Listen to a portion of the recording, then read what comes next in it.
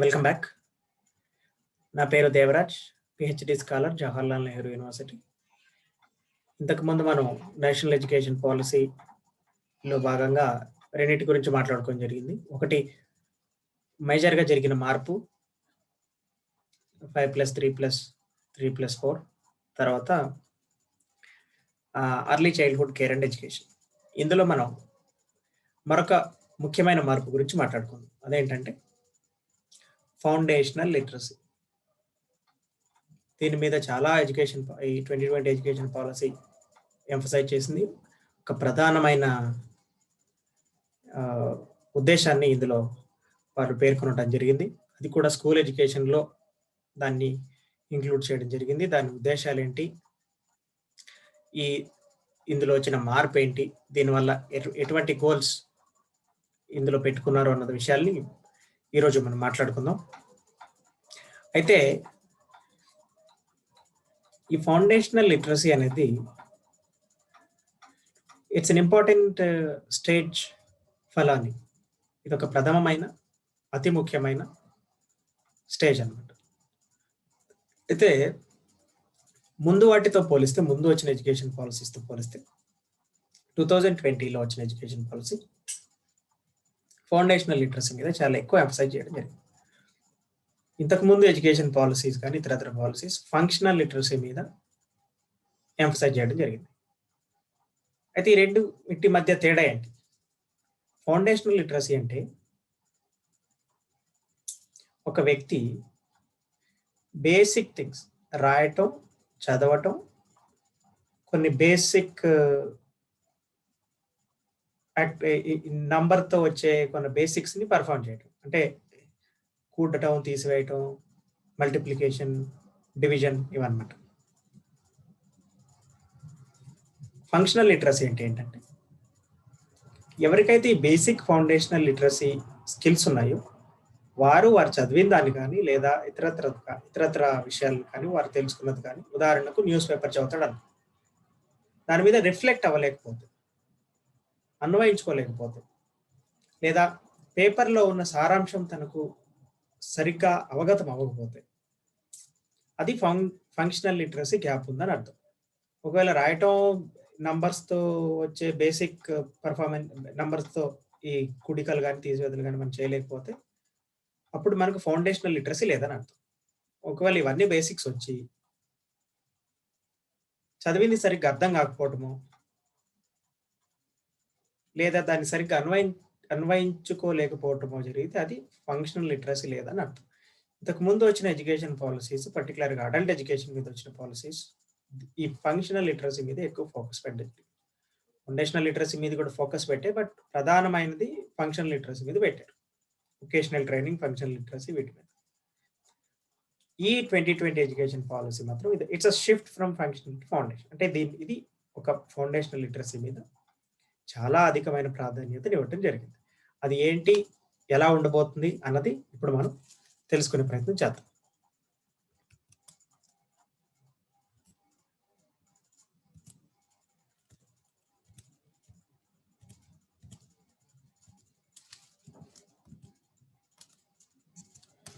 దీన్ని కనుక మనం గమనించినట్లయితే ఇది ఒక ప్రధానమైన మార్పుగా చాలా మంది ఎడ్యుకేషనలిస్టులు కూడా పేర్కొనడం జరిగిందనమాట.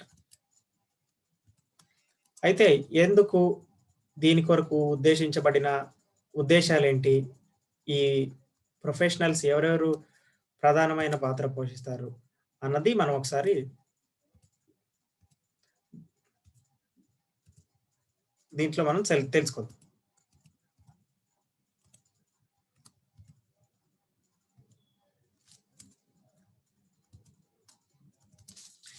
అయితే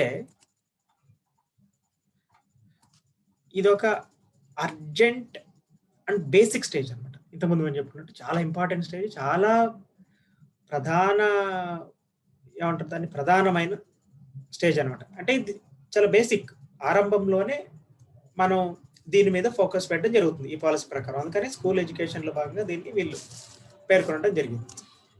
ఇంతకుముందు నేను చెప్పినట్టు ఫౌండేషనల్ లిటరసీ ఏంటి అంటే రాయటం, చదవటం, నంబర్స్‌తో బేసిక్ ఆపరేషన్స్‌ని పర్ఫార్మ్ చేయడం.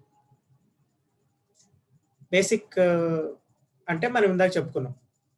బేసిక్ ఆపరేషన్స్ అంటే ఏంటి? కూడటం గాని, తీసివేయటం గాని, భాగాహారాలు గాని, గుణకారాలు గాని వీటిని చేయలేము. ప్రధానమైన ఉద్దేశాలు ఏంటి అంటే, ప్రతి విద్యార్థి గ్రేడ్ 3కి వచ్చేలోపు అంటే మూడో తరగతికి వచ్చేలోపు ఈ మినిమమ్ స్కిల్స్‌ని కలిగి ఉండాలి. అంటే వీటన్నిటిని కూడా ఇందులో నైపుణ్యత కలిగి ఉండాలి. రాయటంలో గాని, చదవటంలో గాని, నంబర్స్‌లో బేసిక్ ఆపరేషన్స్‌ని పర్ఫార్మ్ చేయటంలో గాని. ఇంకోటి యూనివర్సల్ లిటరసీని సాధించటం. ఎప్పటిలోపు 2025 సంవత్సరంలో. ఈ 2 ప్రధానమైన ఉద్దేశాలన్నమాట. ఒకటి మూడో తరగతికొచ్చేలోపు వీటన్నిటిని నేర్చేసుకోవడం అంటే దీంట్లో నైపుణ్యతను కలిగి ఉండటం. ఇంకోటి యూనివర్సల్ లిటరసీని ప్రైమరీ స్కూల్ అంటే ప్రైమరీ స్కూల్‌ని దాటిన వాళ్ళందరిలో కూడా ఈ బేసిక్ ఫౌండేషనల్ లిటరసీ కలిగి ఉండాలి అన్న ఉద్దేశాన్ని 2025 కల్లా సాధించడం. ప్రొఫెషనల్స్ ఎవరెవరు ఉంటారు? ప్రధానంగా వాళ్ళు చెప్పింది ఏంటంటే, ఎక్కడెక్కడైతే గ్యాప్స్ ఉన్నాయో అక్కడ టీచర్ రిక్రూట్మెంట్ అనేది జరుగుతుంది. ఇంకొకటి రెండోది మీరు చాలా జాగ్రత్తగా గమనించాలి. Volunteers from the civil society organisations. వాలంటీర్స్‌ని వీళ్ళు తీసుకుంటారనమాట. వాలంటీర్స్ అంటే ఎవరు అంటే, ఎవరైతే ఇంట్రెస్టెడ్‌గా ఉన్నారో లోకల్ కమ్యూనిటీలో, ఇప్పుడు ఉదాహరణకు మీ ఊరుంది.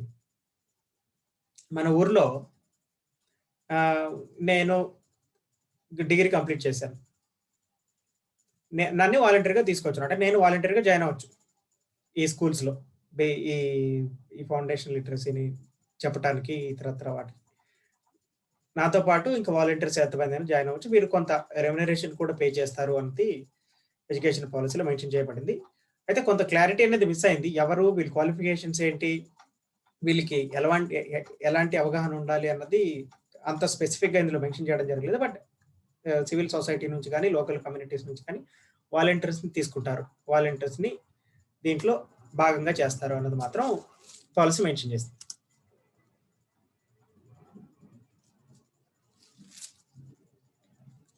ఇది సెకండ్‌ది మీరు జాగ్రత్తగా గమనించాలి. ఇతరత్ర మెజర్స్ ఏం తీసుకోబడ్డాయి అంటే దీన్ని ఇవ్వటానికి ఇప్పటి వరకు మనకు మధ్యాహ్న భోజన పథకం మాత్రమే ఉంది. మధ్యాహ్న భోజన పథకం కూడా ఫస్ట్ క్లాస్ నుంచి ఉంది. ఈ అంగన్వాడీ స్కూల్స్‌లో అక్కడ ప్రీ స్కూల్స్‌లో ఉన్న వారికి లేదు.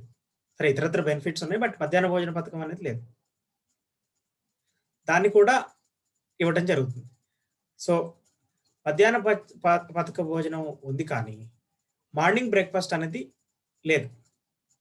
ఈ పాలిసీ ద్వారా ప్రతి చిన్నారికి అంటే స్కూల్‌లో చదువుకునే ప్రతి వ్యక్తికి ఫౌండేషనల్ లిటరసీ నుంచి ఈ 18వ సంవత్సరం వరకు మధ్యాహ్న భోజనంతో పాటు ఉదయం బ్రేక్‌ఫాస్ట్ కూడా అందించడం జరుగుతుంది. దాంతో పాటు హెల్త్ చెకప్ ప్రతి చిన్నారికి హెల్త్ చెకప్ జరగాలి. ఏదైనా ఇష్యూస్ ఉంటే దాన్ని వెంటనే కనుక్కొని తగిన చర్యలు తీసుకోబడతాయన్నమాట. అయితే దీని వెనకాతల ఉద్దేశ్యం ఏంటంటే పొద్దున్నే ఎందుకు ఈ బ్రేక్‌ఫాస్ట్‌ని దీంట్లో ఇంక్లూడ్ చేశారు అంటే చాలామంది ఈ ఎడ్యుకేషనలిస్టులు తర్వాత సామాజిక శాస్త్రవేత్తలు కూడా దీన్ని చాలా బాగుందన్నాయి. ఈ ప్రొవిజన్ మటుకు. ఎడ్యుకేషన్ మొత్తం పాలిసీ కాదు. ఈ ప్రొవిజన్ మటుకు. ఎందుకంటే మార్నింగ్ గనక మనం బ్రేక్‌ఫాస్ట్ చేసి వెళ్తే ఆ చిన్నారి బ్రెయిన్ అనేది చాలా యాక్టివ్‌గా పనిచేస్తుంది. ఆకలితో ఉండడు కాబట్టి చాలా ఉత్సాహంగా చదువు మీద ధ్యాస పెట్టే అవకాశం ఉంటుంది అనే ఉద్దేశం అన్నమాట. మనం ఇంతకుముందు చాలా ఇలాగ రిపోర్ట్ అయ్యాయన్నమాట. మన పాత న్యూస్ పేపర్‌లు తీసి చూసుకుంటే చాలామంది తిని రావట్లేదు అని తర్వాత తినటానికి ఏమీ లేకపోవటం వల్ల స్కూల్‌కి అలాగే రావాల్సొస్తుందని ఇలాంటి విషయాలు పత్రికలు కూడా ప్రచురించాయి. దీని మీద కొంత డిబేట్ కూడా నడిచిందన్నమాట. కాబట్టి ఆ సమస్యలేవి తలెత్తకుండా చిన్నారి మెదడు చురుగ్గా పనిచేయాలి. అది బ్రేక్‌ఫాస్ట్ చేయడం ద్వారా జరుగుతుంది. అంటే పొద్దున్నే ఏదైనా ఆహారం తీసుకోవడం ద్వారా మనం చాలా యాక్టివ్‌గా ఉంటాం అన్న ఒక ఉద్దేశంతో ఈ ప్రొవిజన్‌ని దీంట్లో యాడ్ చేయడం జరిగిందన్నమాట. సో, ఇవి ప్రధానంగా మన ఫౌండేషనల్ లిటరసీకి సంబంధించి ఫౌండేషనల్ లిటరసీ అండ్ న్యూమరసీకి సంబంధించి 2020 ఎడ్యుకేషన్ పాలిసీలో యాడ్ చేసిన అంశాలు. ఇంకా ఈ పాలసీలో ఉన్న ఇతరత్ర మార్పుల గురించి తర్వాత వచ్చే లెక్చర్స్‌లో తెలుసుకునే ప్రయత్నం చేద్దాం. అప్పటి వరకు సెలవు.